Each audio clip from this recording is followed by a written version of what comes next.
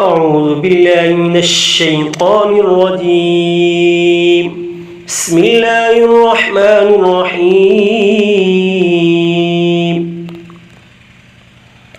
ياسين والقرآن الحكيم إنك لمن المرسلين على صراط مستقيم تنزيل العزيز الرحيم لتنذر قوما ما أنذر آباؤهم فهم غافلون لقد حق القول على أكثرهم فهم لا يؤمنون إنا جعلنا في أعناقهم أغلالا فهي إلى الأذقان فهم مقمحون وجعلنا من بين أيديهم سدا ومن خلفهم سدا فأغشيناهم فهم لا يبصرون وسواء عليهم أأنذرتهم أم لم تنذرهم لا يؤمنون إنما تنذر من اتبع الذكر وخشي الرحمن بالغيب فبشره بمغفرة وأجر كريم إنا نحن نحيي الموتى ونكتب ما قدموا وآثارهم وكل شيء أحصيناه في إمام مبين واضرب لهم مثلا أصحاب القرية إذ جاءها المرسلون إذا أرسلنا إليهم اثنين فكذبوهما فعززنا بثالث فقالوا إنا إليكم مرسلون قالوا ما أنتم إلا بشر مثلنا وما أنزل الرحمن من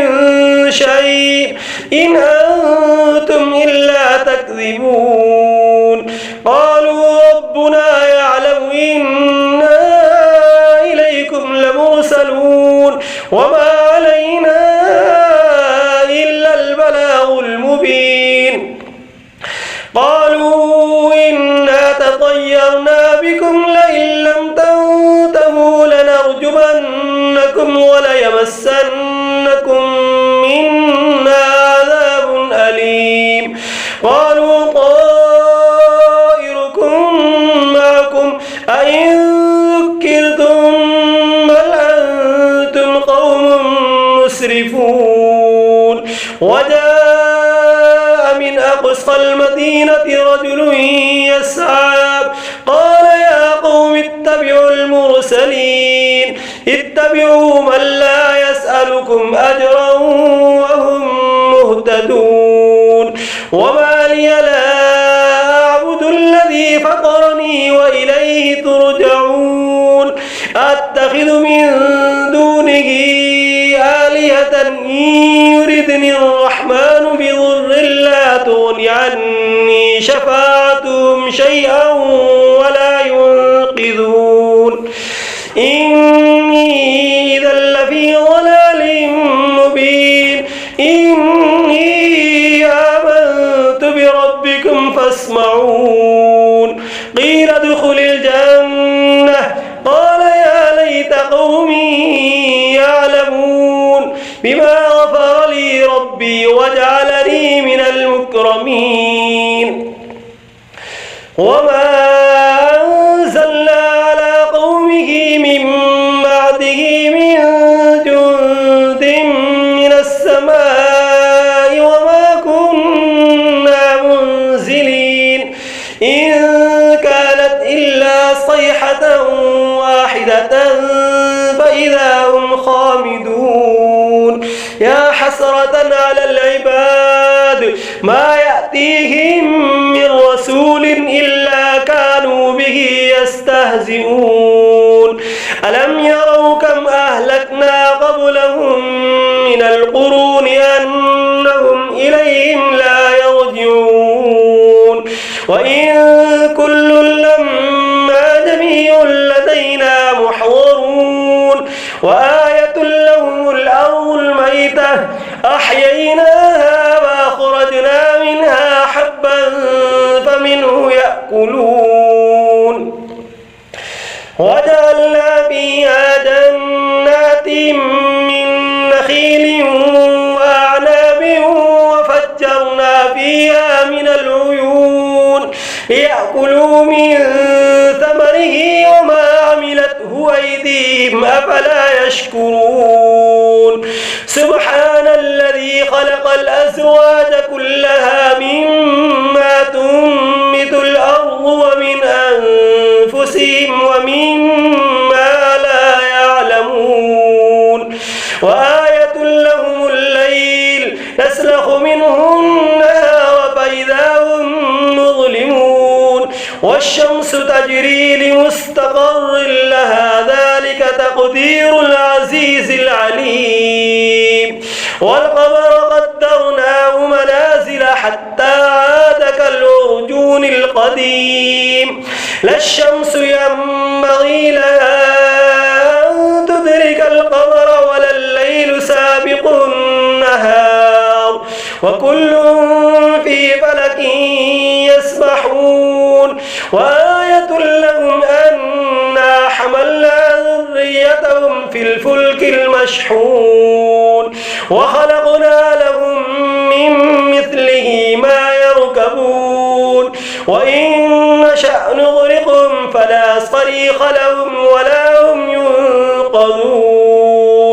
إلا رحمة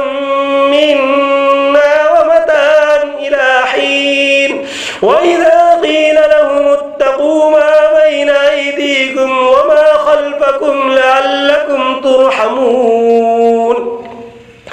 وما تأتيهم من آية من آيات ربهم إلا كانوا عنها معرضين وإذا قيل لهم أنفقوا مما رزقكم الله قال الذين كفروا للذين آمنوا أنطعم من لو يشاء الله أطعمه إن أنتم إلا في ضلال مبين ويقولون متى هذا الوعد إن كنتم صادقين ما ينظرون إلا صيحة واحدة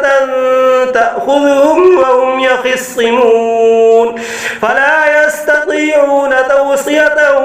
ولا إلى أهلهم يرجعون ونفخ بالصور فإذا هم من الأجداث إلى ربهم ينسلون قالوا يا ويلنا من بعثنا من مرقدنا هذا ما وعد الرحمن وصدق المرسلون إن كانت إلا صيحة واحدة فإذا هم جميع لدينا محضرون فاليوم لا تظلم نفس شيئا ولا تجزون إلا ما كنتم تعملون إن أصحاب الجنة اليوم في شغل فاكهون هم وأزواجهم في ظلال على الأرائك متكئون لهم فيها فاكهة ولهم ما يدعون سلام قولا من رب رحيم وامتازوا اليوم أيها المجرمون ألم أعهد إليكم يا بني آدم ألا تعبدوا الشيطان إنه لكم عدو مبين وأن اعبدوني هذا صراط مستقيم ولقد أضل منكم جبلا كثيرا أفلم تكونوا تعقلون هذه جهنم التي كنتم توعدون اصلوها اليوم بما كنتم تكفرون اليوم نختم على أفواههم وتكلمنا وتشهد أرجلهم بما كانوا يكسبون ولو نشاء لطمسنا على أعينهم فاستبقوا الصراط فأنى يبصرون ولو نشاء لمسخناهم على مكانتهم فما استطاعوا مضيا ولا يرجعون ومن نعمره ننكسه في الخلق أفلا يعقلون وما علمناه الشعر وما ينبغي له إن هو إلا ذكر وقرآن مبين لينذر من كان حيا ويحق القول على الكافرين أولم يروا أنا خلقنا لهم مما عملت أيدينا أنعاما فهم لها مالكون وذللناها لهم فمنها ركوبهم ومنها يأكلون ولهم فيها منافع ومشارب وفلا يشكرون واتخذوا من دون الله آلهة لعلهم ينصرون لا يستطيعون نصرهم وهم لهم جند محضرون فلا يحزنك قولهم إنا نعلم ما يسرون وما يعلنون أولم ير الإنسان أنا خلقناه من نطفة فإذا هو خصيم مبين وضرب لنا مثلا ونسي خلقه قال من يحيي العظام وهي رميم قل يحييها الذي أنشأها أول مرة وهو بكل خلق عليم الذي جعل لكم من الشجر الأخضر نارا فإذا أنتم منه توقدون أوليس الذي خلق السماوات والأرض بقادر على أن يخلق مثلهم بلى وهو الخلاق العليم إنما أمره إذا أراد شيئا أن يقول له كن فيكون فسبحان الذي بيده ملكوت كل شيء وإليه ترجعون بسم الله الرحمن الرحيم الرحمن علم القرآن خلق الإنسان علمه البيان الشمس والقمر بحسبان والنجم والشجر يسجدان والسماء رفعها ووضع الميزان ألا تطغوا في الميزان وأقيموا الوزن بالقسط ولا تخسروا الميزان والأرض وضعها للأنام فيها فاكهة والنخل ذات الأكمام والحب ذو العصف والريحان فبأي آلاء ربكما تكذبان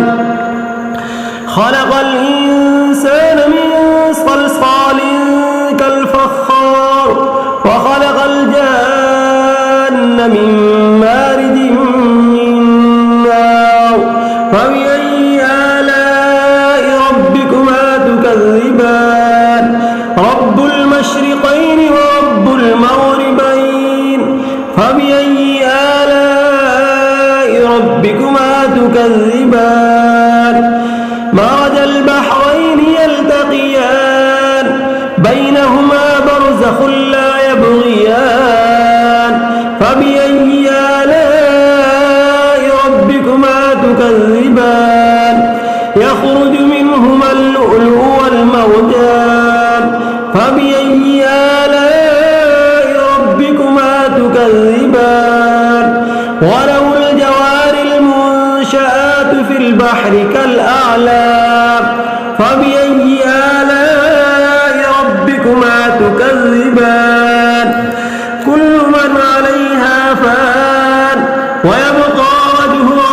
ذو الجلال والإكرام فبأي آلاء ربكما تكذبان يسأله من في السماوات والأرض كل يوم هو في شأن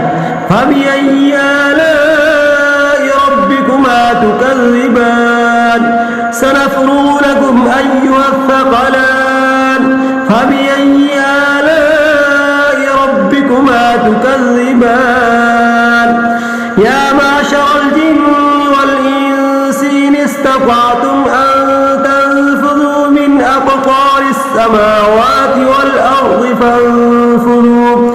لا تنفذون إلا بسلطان فبأي آلاء ربكما تكذبان يرسل عليكما شواظ من نار ونحاس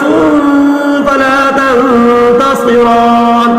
فبأي آلاء ربكما تكذبان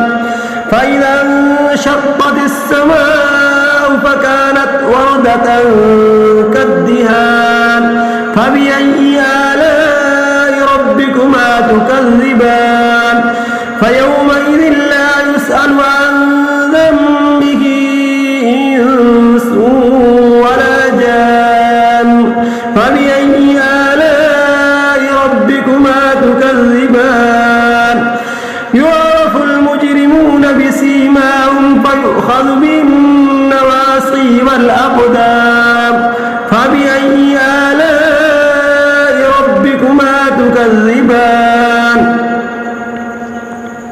هذه جهنم التي يكذب بها المجرمون يطوفون بينها وبين حميم آن فبأي آلاء ربكما تكذبان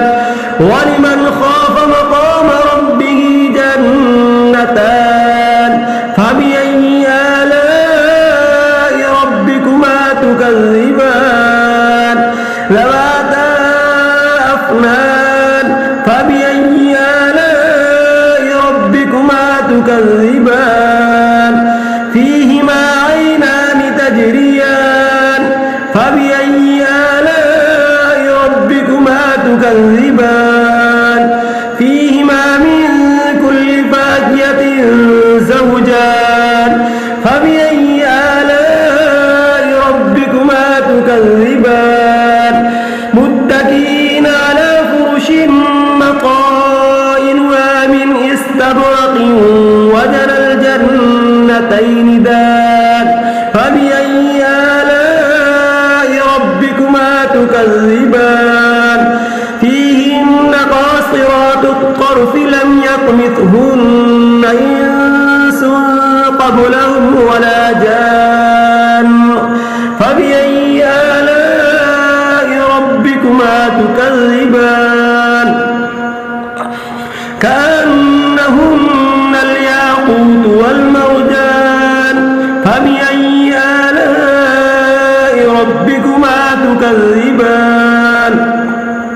هل جزاء الإحسان إلا الإحسان فبأي آلاء ربكما تكذبان ومن دونهما جنتان فبأي آلاء ربكما تكذبان مدهامتان فبأي آلاء ربكما تكذبان فيهما عينان نضاختان فبأي آلاء ربكما تكذبان فيهما فاكهة ونخل ورمان فبأي آلاء ربكما تكذبان فيهن خيرات حسان فبأي آلاء ربكما تكذبان حور مقصورات في الخيام فبأي آلاء ربكما تكذبان لم يطمثهن إنس قبلهم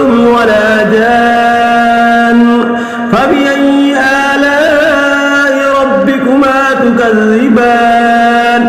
متكئين على رفرف خضر وعبقري حسان فبأي آلاء ربكما تكذبان تبارك اسم ربك ذي الجلال والإكرام بسم الله الرحمن الرحيم إذا وقعت الواقعة ليس لوقعتها كاذبة خافضة رافعة إذا رجت الأرض رجا وبست الجبال بسا فكانت هباء منبثا وكنتم أزواجا ثلاثة فأصحاب الميمنة ما أصحاب الميمنة وأصحاب المشأمة ما أصحاب المشأمة والسابقون السابقون أولئك المقربون في جنات النعيم ثلة من الأولين وقليل من الآخرين على سرر موضونة متكئين عليها متقابلين يطوف عليهم ولدان مخلدون بأكواب وأباريق وكأس من معين لا يصدعون عنها ولا ينزفون وفاكهة مما يتخيرون ولحم طير مما يشتهون وحور عين كأمثال اللؤلؤ المكنون جزاء بما كانوا يعملون لا يسمعون فيها لغوا ولا تأثيما إلا قيلا سلاما سلاما وأصحاب اليمين ما أصحاب اليمين في سدر مخضود وطلح منضود وظل ممدود وماء مسكوب وفاكهة كثيرة لا مقطوعة ولا ممنوعة وفرش مرفوعة إنا أنشأناهن إنشاء فجعلناهن أبكارا عربا أترابا لأصحاب اليمين ثلة من الأولين وثلة من الآخرين وأصحاب الشمال ما أصحاب الشمال في سموم وحميم وظل من يحموم لا بارد ولا كريم إنهم كانوا قبل ذلك مترفين وكانوا يصرون على الحنث العظيم وكانوا يقولون أئذا متنا وكنا ترابا وعظاما أئنا لمبعوثون أوآباؤنا الأولون قل إن الأولين والآخرين لمجموعون إلى ميقات يوم معلوم ثم إنكم أيها الضالون المكذبون لآكلون من شجر من زقوم فمالئون منها البطون فشاربون عليه من الحميم فشاربون شرب الهيم هذا نزلهم يوم الدين نحن خلقناكم فلولا تصدقون أفرأيتم ما تمنون أنتم تخلقونه أم نحن الخالقون نحن قدرنا بينكم الموت وما نحن بمسبوقين على أن نبدل أمثالكم وننشئكم فيما لا تعلمون ولقد علمتم النشأة الأولى فلولا تذكرون أفرأيتم ما تحرثون أأنتم تزرعونه أم نحن الزارعون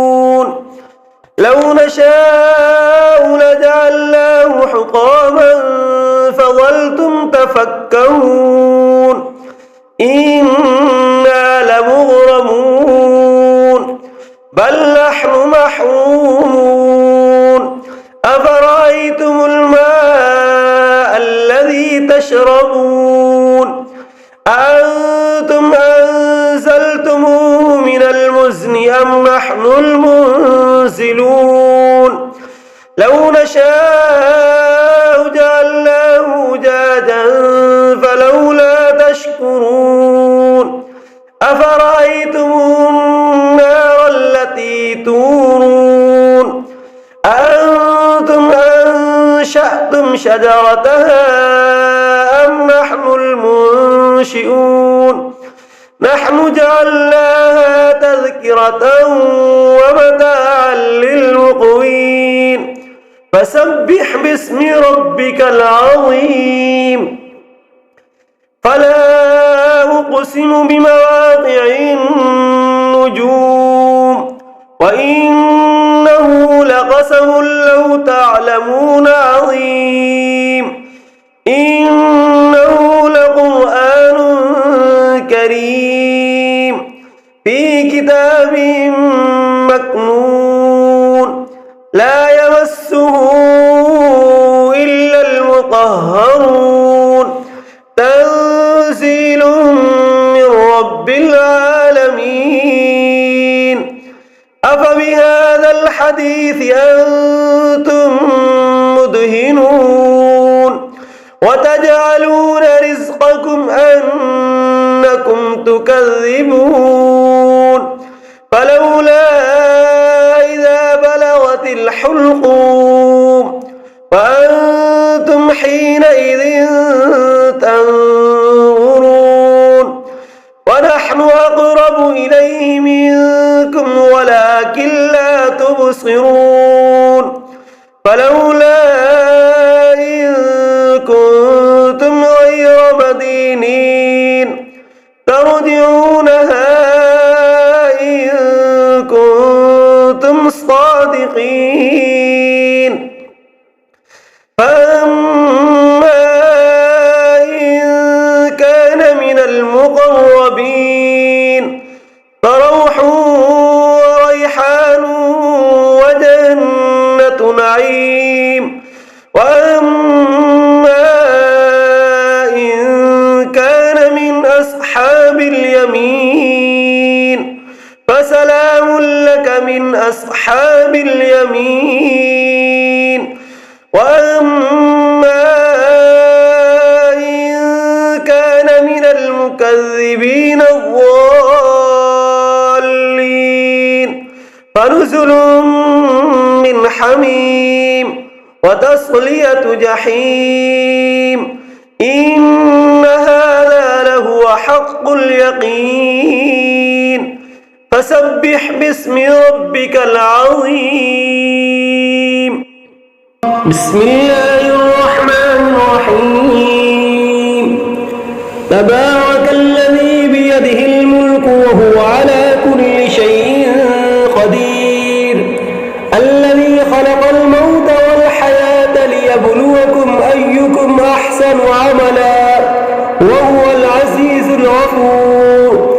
الذي خلق 7 سماوات طباقا ما ترى في خلق الرحمن من تفاوت فارجع البصر هل ترى من فطور ثم ارجع البصر كرتين ينقلب إليك البصر خاسئا وهو حسير ولقد زينا السماء الدنيا بمصابيح وجعلناها رجوما للشياطين وأعتدنا لهم عذاب السعير وللذين كفروا بربهم عذاب جهنم وبئس المصير إذا ألقوا فيها سمعوا لها شهيقا وهي تفور تكاد تميز من الغيظ كلما ألقي فيها فوج سألهم خزنتها ألم يأتكم نذير قالوا بلى قد جاءنا نذير فكذبنا وقلنا ما نزل الله من شيء إن أنتم إلا في ضلال كبير وقالوا لو كنا نسمع أو نعقل ما كنا في أصحاب السعير فاعترفوا بذنبهم فسحقا لأصحاب السعير إن الذين يخشون ربهم بالغيب لهم مغفرة وأجر كبير وأسروا قولكم أو اجهروا به إنه عليم بذات الصدور ألا يعلم من خلق وهو اللطيف الخبير هو الذي جعل لكم الأرض ذلولا فامشوا في مناكبها وكلوا من رزقه وإليه النشور أمنتم من في السماء أن يخسف بكم الأرض فإذا هي تمور أم أمنتم من في السماء أن يرسل عليكم حاصبا فستعلمون كيف نذير ولقد كذب الذين من قبلهم فكيف كان نكير أولم يروا إلى الطير فوقهم صافات ويقبضن ما يمسكهن إلا الرحمن إنه بكل شيء بصير أمن هذا الذي هو جند لكم ينصركم من دون الرحمن إن الكافرون إلا في غرور أمن هذا الذي يرزقكم إن أمسك رزقه بل لجوا في عتو ونفور أفمن يمشي مكبا على وجهه أهدى أمن يمشي سويا على صراط مستقيم قل هو الذي أنشأكم وجعل لكم السمع والأبصار والأفئدة قليلا ما تشكرون قل هو الذي ذراكم في الأرض وإليه تحشرون ويقولون متى هذا الوعد إن كنتم صادقين قل إنما العلم عند الله وإنما أنا نذير مبين فلا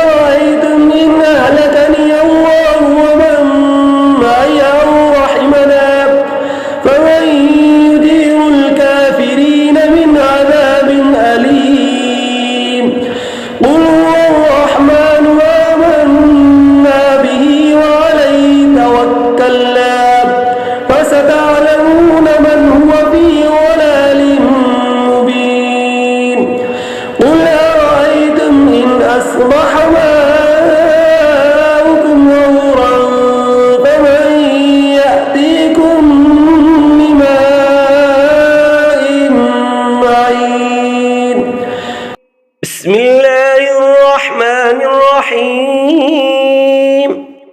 يا أيها المزمل قم الليل إلا قليلا نصفه أو انقص منه قليلا أو زد عليه ورتل القرآن ترتيلا إنا سنلقي عليك قولا ثقيلا إن ناشئة الليل هي أشد وطئا وأقوم قيلا إن لك في النهار سبحا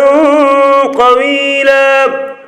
واذكر اسم ربك وتبتل إليه تبتيلا رب المشرق والمغرب لا إله إلا هو فاتخذه وكيلا واصبر على ما يقولون واهجرهم هجرا جميلا وذرني والمكذبين أولي النعمة ومهلهم قليلا إن لدينا أنكالا وجحيما وطعاما ذا غصة وعذابا أليما يوم ترجف الأرض والجبال وكانت الجبال كثيبا مهيلا إنا أرسلنا إليكم رسولا شاهدا عليكم كما أرسلنا إلى فرعون رسولا فعصى فرعون الرسول فأخذناه أخذا وبيلا فكيف تتقون إن كفرتم يوما يجعل الولدان شيبا السماء منفطر به كان وعده مفعولا إن هذه تذكرة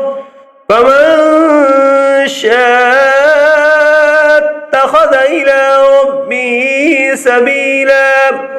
إن ربك يعلم أنك تقوم أدنى من ثلثي الليل ونصفه وثلثه وطائفة من الذين معك والله يقدر الليل والنهار علم أن لن تحصوه فتاب عليكم فاقرؤوا ما تيسر من القرآن علم أن سيكون منكم مرضى وآخرون يضربون في الأرض يبتغون من فضل الله وآخرون يقاتلون في سبيل الله فاقرؤوا ما تيسر منه وأقيموا الصلاة وآتوا الزكاة وأقرضوا الله قرضا حسنا وما تقدموا لأنفسكم من خير تجدوه عند الله هو خيرا وأعظم أجرا واستغفروا الله إن الله غفور رحيم صدق الله العظيم.